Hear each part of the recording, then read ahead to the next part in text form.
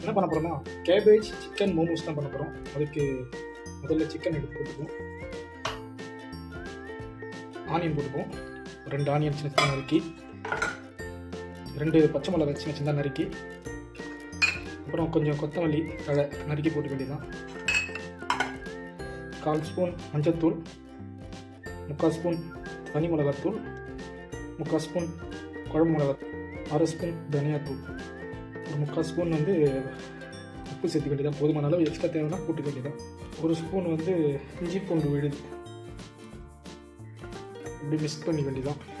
Chicken masala ready பண்ணியாச்சு. இப்போ cabbage தான் ரெடி பண்ணோம், ஸ்டார்ட் பண்ணிடலாம். அதையும் கேபேஜ் ஒரு லேயராக பிரிச்சுக்கிட்டு நம்ம ரெடி பண்ண மசாலா வந்து நடுவில் சிக்கன் மசாலா வந்து இதில் வச்சுட்டு அப்படியே ஒரு 4 மடிப்பு, அப்படியே அண்ணாச்சிக்கல்ல மடிக்கிற மாதிரி ஒரு மடிப்பு மடித்து முடிஞ்சிச்சு.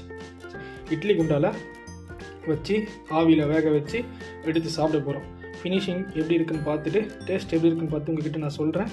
அதே போல் நீங்கள் வீட்டில் ஹெல்த்தியாக சாப்பிடுங்க. இது வெயிட் லாஸுக்கு ரொம்ப நல்லது.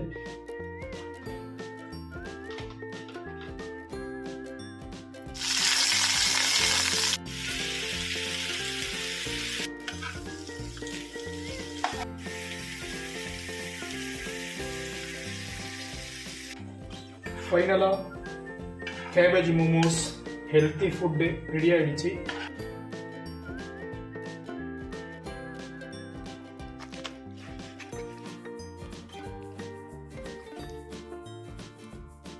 டேஸ்ட் பண்ணி பார்த்துடலாம்.